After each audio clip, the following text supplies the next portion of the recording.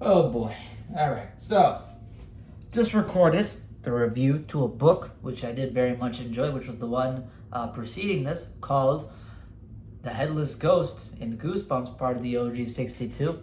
However, in the wake of Goosebumps books, popular series that everybody enjoys, there will be something called knockoffs, all right? There will be spin-offs, and sometimes they don't end up being as good or as popular or as famous as their original ones that they got inspired from. Again, take like me, all right? I am a Chad, beautiful, sexy. I know, ladies, you don't gotta say it, but I know you're thinking about it, all right? And I thought Felicia thought that way too. But then she got with a spin-off of me, all right? This dude who ran the circus, I think his name was Ezekiel. I don't really care. But she got with him. He's not as good looking as me. He's not as charismatic as me, all right? He's not as good with the kids' horror as I am. I know all about it. I've been in it for a while. He's just sort of like a culture vulture, just trying to get in there and take the fame and take the credit. And he did take my bitch. But regardless, all right, aside from the fact he's got more money than me, but money's not everything, all right? Sometimes you just got the ability to just improvise, adapt, and overcome, just like Bear Grylls said. And that's why I feel like I'm better, right? Because the fact that I can make food in the fridge last for several months on end, expiration dates, who cares about that? It's just a date, right? It's just a date. But she didn't appreciate it, so she left. And sometimes that's what happened with kids' horror like this. Some people are really in love with the spin-off series, and they end up getting a lot of notorious fame and popularity, even though they may have not been as good as the ones they got inspired with, aka me and Ezekiel. So one example of that is Spine Tinglers, which is what I'm not reviewing today, but Spine Tinglers is one that can end up being very good, and it did end up being quite popular and ended up getting 30 books. One of them I reviewed called Billy Baker's Dog, which was very popular. But I've been reading and watching more spin-off series that are sort of like Goosebumps. And one of them I started the very first book of, I think like a couple of days ago, if my dementia is not kicking in right now, which is called Shivers, written by M.D. Spencer. Now, I don't know if that's a pen name. I don't know if it's different authors, or it might be the same person. I'm not sure. I think it's the same person throughout. And I read the first book, which was actually because my friend, Goosebumps Completionist, many of you may know him, he's a popular Goosebumps and Kids horror reviewer. Go check out his channel. It'll be linked down below if you aren't already subscribed or aware of him. He picked up this book, I believe, in a thrift shop. And once he got it, he was like, yo, BD Horror, do you want to do a buddy read of this? Because I know you own the book. And I was like, yeah, let's do a buddy read of it. And it was Beware of the Bog Girl. So this was our very first Shivers book that we did a buddy read together, because we're like, hey man, we never started Shivers. Let's start it together. We have the same book. Let's just start with it, right? And we both were pretty bamboozled about it. Now, I don't want to say much about what he thought of it, because he could save that for his review once it drops. And I will clearly be watching that because I want to hear his full thoughts. But this book, from my perspective, is not only mediocre, it's not only very childish writing that I was like sitting there and I was getting bored throughout, where I was like, when is something actually going to happen? But this book might have one of the most out-of-pocket settings and concepts and implications implemented within a kid's horror story. All right, like I can't even say out of pocket. This is out of pocket. You out of pocket. You know what I'm saying? Out of pocket. Empty as always. This is what Felicia always told me. Empty, always empty. Begging for change from the homeless guys around the Chicago street corners. Out of pocket means that there's, I guess, some semblance of it could have ended well and could have gone down a route, but it took it way too far. I don't think there's even pockets on the shorts of this book, because they're just wearing a skirt. Because I don't know how this kind of stuff could ever feel comfortable or work well in a kid's horror story, and surprise, surprise, it doesn't do so. Yeah. So let's talk about this book. I'm not a big fan of it. I gave it a pretty low rating. I'm assuming Goosebumps Completionist will also give a low rating, but he's a little bit more generous than I am. I'm a little bit more harsh, so we'll see. But this book is basically about a main character. Do I remember her name? No, I don't. All right. There's a main character here. I do remember her friend's name. There's a main character. I think her name is Julie. I think it's Julia. I don't remember. And I'm not going to go grab the book to check because I don't care that much. Her dad is basically, I believe, a marine biologist and a scientist. And he's going out to, I believe, the Carolinas, onto a island, a beach island, where him and his daughter are going to spend this summer together, a couple of months there, to do some marine biology studies, where he's going to be studying the crab life, the aquatic life, and he thought to bring along his daughter because otherwise she would have been stuck at the house with the little baby, who's her, I believe, sibling, a toddler, and her mom would have just been giving the toddler all the attention, and it would have ended up with a lot of crying and a very boring time over there. So she's like, you know what, Dad, let me join you instead. It'll end up being more fun and more interesting. So they do go to the Carolinas, they go to this island, and right away you kind of get the setup of the atmosphere where it's a beach, and then on the trees there's this moss, and this moss basically hangs and sways in the wind, and she kind of treats it like a ghost.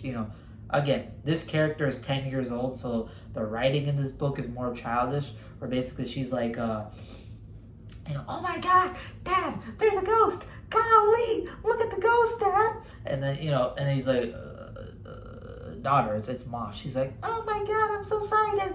It's very childish. There's like some weird sayings, like, I don't even remember. This is some goofy kid saying, like, dippity doo dah, or that's how the dad laughs, by the way. He goes, it's just, no.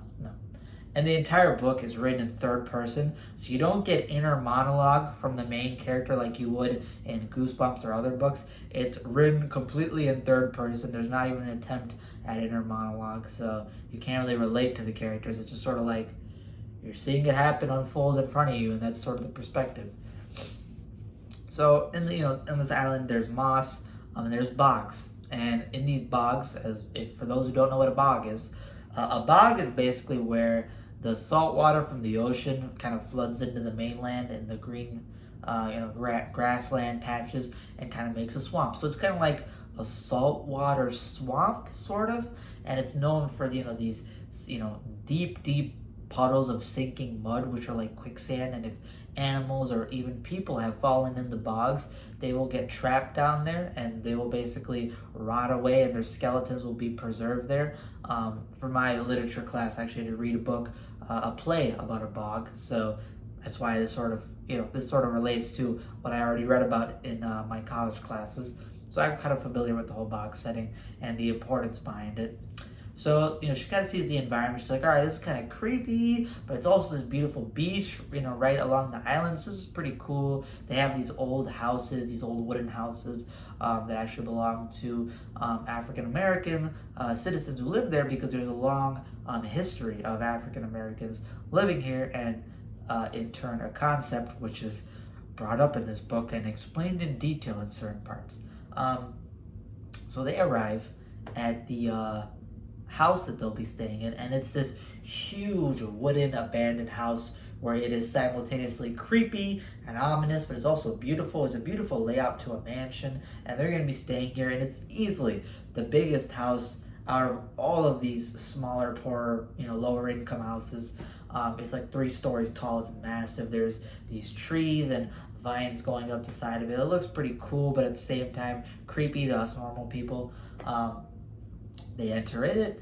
The daughter, I think Julie, I'm going to call her Julie for now. If that's not her name, I don't care. Julie goes up to explore some of the house.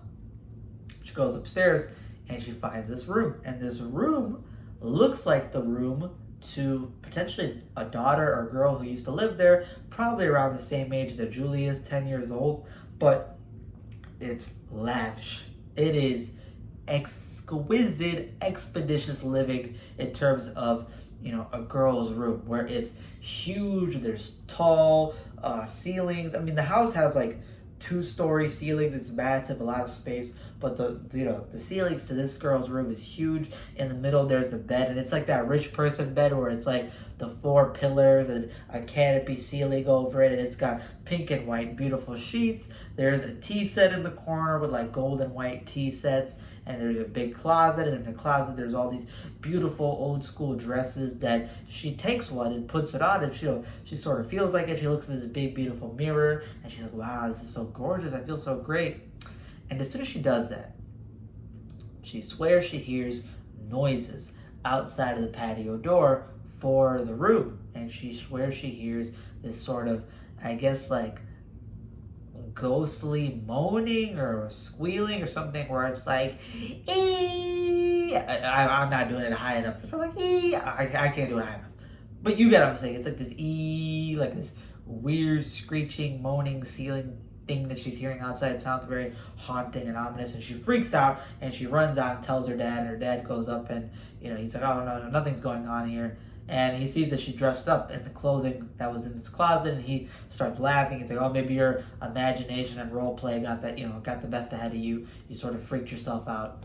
And then he's like, all right, just be careful. Don't touch anything. These all look like expensive antiques. And she says, Dad, can I sleep in this room? Because it was clearly meant for this 10-year-old girl, and it's super lavish and luxury, and I want to sleep here. Even though she heard those creepy noises outside of the balcony door, she still wants to stay here. And he's like, all right, you can stay in here for the summer. You can take it. And just to be reassured, they go out onto the balcony door and check, and they do see muddy footprints on the balcony door. And she freaks out. She's like, no, someone was right there. Look at the footprints. They look fresh. They look muddy. And he's like, okay, relax. Maybe somebody came to go check on the house because they heard new people are here. So let's calm down. And then he looks around and he sees, these vines that are up, going up the wall next to the balcony door. He's like, all right, I think there was a civilian out there, some local, who climbed up these vines and just wanted to see who moved into this house, because again, it's old, it's kind of, very expensive. Maybe they're wondering who moved in here. They want to see the new neighbors. That's all it is. So he walks away, he leaves, and again, she's sort of freaked out, but she's also excited by this room. She loves it, and they sort of settle into the house. And then one day she goes out. She's going out, I think, grocery shopping with her dad. Her dad tells her to go buy some bread from the local bakery. And when she goes to the local bakery, she meets an old black woman there who's running it, and their daughter, who's named Lucy. And Lucy and Julie end up becoming quite close with each other. They become kind of like best friends, sort of right away. They resonate with each other. They love talking to each other, and they set up a time to hang out with one another. And, as Julie's talking to Lucy, she's very intrigued by the way they dress, the jewelry, their sort of look, their aesthetic, and sort of the culture of the town that she was noticing as she went by. And Julie's mom, I believe, explains, or actually, I think it might be, I don't think it's her mom, I think it's her grandma. I think it's her grandma. Her grandma explains that this town is actually, or I shouldn't say town, this island town, was built upon slavery. Openly, there is slavery in this book. Now, I forgot the name of what these group of African American people are called, because they have a specific name where they were migrated here because of slavery. They were raised on this island, and once it was free, they all still decided to stay and keep their, I guess, like Creole culture. They're not called Creoles. They're called something else. So forgive me for not remembering, but they do have a lot of Creole, kind of like, I guess, this African American island culture that they kept after the slavery was gone, just so they can build sort of a new life for themselves on this island where they were forced to migrate. So this whole island is built upon slavery, and you sort of you're like, all right, that's sort of, you openly say there's slavery on an island with kids horror book. All right, I mean it's kind of a deep topic, maybe a little bit too deep for kids horror, but I guess I can respect it to a degree that they're implementing it and just openly saying it. So I'm like, all right, that works. But then as the story goes on, you sort of just realize where this is heading to, and you kind of hit the rock face. I can't do it, but you sort of just hit that because you realize maybe there's some implications here that I'm not seeing. And then they openly start saying it. So what ends up happening is that Lucy goes with Julie to the house, and Lucy freaks out, and she's like, whoa, you're staying in this house? And Julie's like, what's going on? Why are you so freaked out about this house? And the reason why she's freaked out is because this house belonged to slave owners. That's right. the biggest slave owners on this island, owned this house. And their daughter, their evil little rotten daughter, was the one staying in the room that Julie's staying in. And she was spoiled and rich, and she stayed there. And she would always mistreat people. She was spoiled, rotten. And Lucy freaks out because she's like, oh my God, this is the house of a slave owner. Now it's haunted. And Julie's like, why is it haunted? She's like, because the girl one day wanted to go venture outside. She wanted to go venture outside, and she went to the bog. And when she went to the bog, it's allegedly there that she maybe fell into the mud, sunk, and died there, and then went missing ever since then.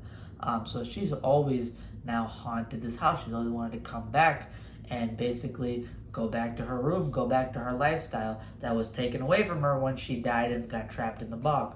So, Julie starts realizing, oh, maybe that's the noises that I was hearing outside my room. And then you basically get into the rest of the story where it's talking about, the bog girl. They kind of want to go see the bog girl. They go venture out and they want to go research more about, this bog girl ghost, and if there's potentially a way that they can stop her from coming back and terrorizing the town as she's allegedly been doing all these years. So that's sort of the premise and story of the book.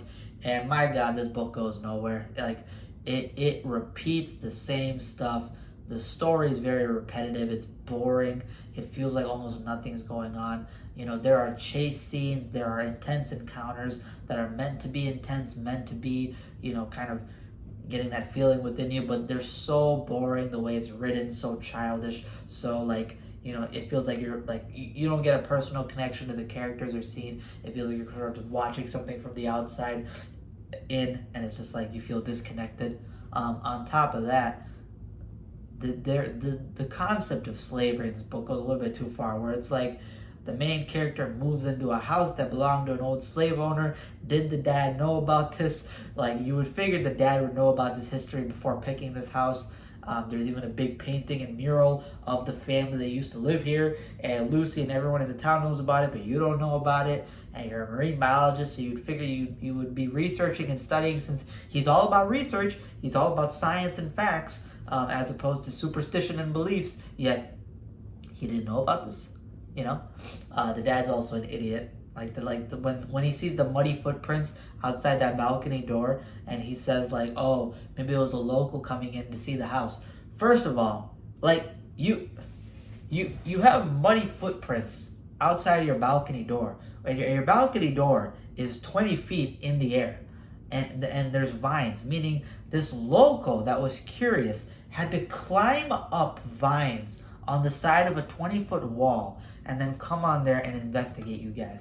That is not a local. That's a stalker, Dad. That's a straight stalker that you completely ignored.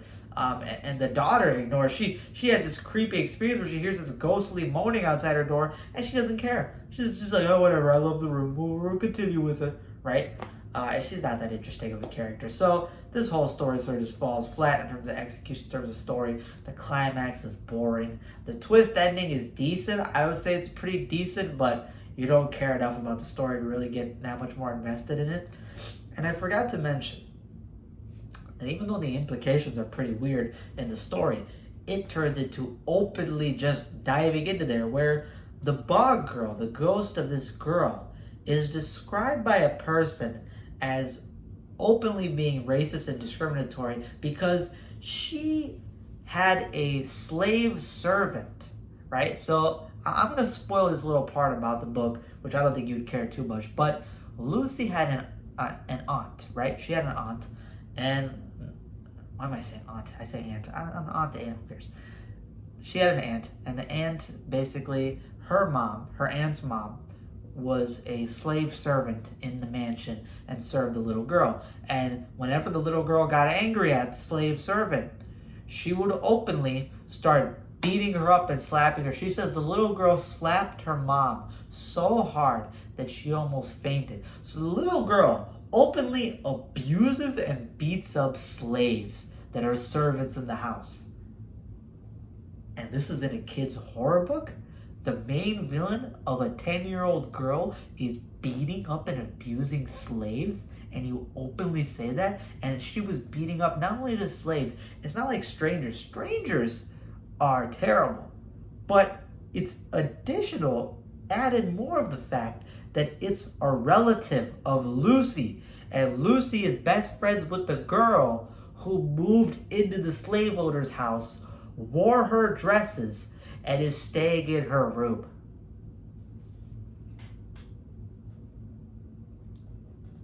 I don't know what to tell y'all. This book is a 5 out of 10. It doesn't know what it wants to be, and it doesn't execute it well. It has extremely dark concepts, yet has childish writing, stupid characters, boring explanations and descriptions of events, and it's anticlimactic. The bog stuff is okay, but it's not remarkable, right? And it feels more so like a parody cat and mouse thing rather than an actual threat of the bog girl being there.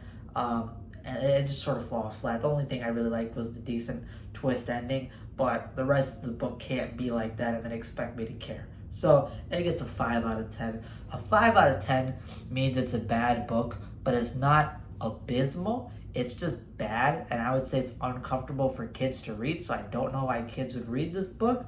But if you get the chance to read it, I mean, go ahead and feel free. It's not that long. It's very, the Goosebumps protagonists are like 12 years old, 11 or 12 years old. So this one's 10 years old. It's a bit younger than that because the Goosebumps protagonists are usually middle schoolers, beginning 6th grade.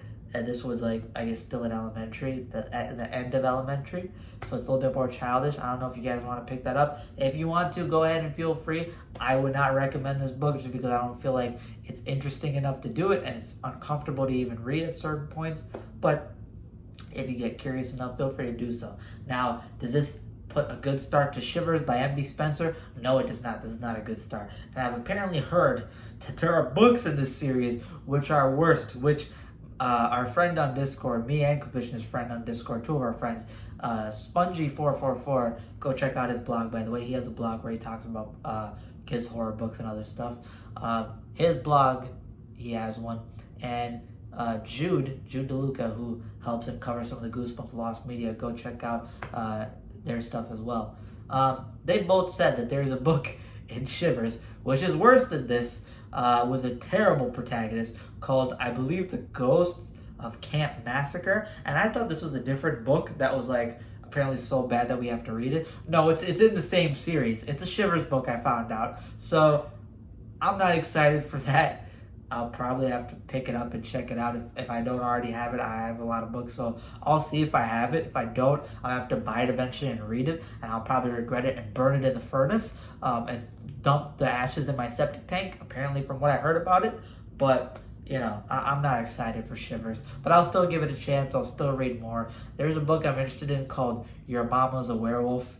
The title alone sounds goofy, but I do want to check it out and read it and see what it is, what it's about. So we'll see. Again, if you enjoy this review, make sure to hit that subscribe button, hit that like button, a free way to support me. Check out the rest of my content down below on my channel. Click on it. I have a lot of playlists that have all the different content that I've made, all different types of reviews for Goosebumps and other related stuff. And now I'll be starting up Shivers. This is the very first Shivers review. If you're a fan of Shivers, if you're a fan of this book, please let me know why you love it so much or why you like it. If you don't like it, let me know why you didn't like it. Maybe you resonate with the same feelings that I did. And yeah, just comment down below your own thoughts and opinions. And that's it for my review. Hope you guys enjoyed. And yeah, just... yeah, even this book feels like I'm risking the jeopardy of this YouTube channel. And mind you, this is a published book, all right? I don't know how you get away with writing this in a published book. But I feel like at a certain point, I feel like I will resonate with this book a little bit, because just like how the Bog Girl is a toxic piece of scum, it reminded me a lot of Felicia. So hey Felicia, your new name is the Bog Girl. That's going in my context.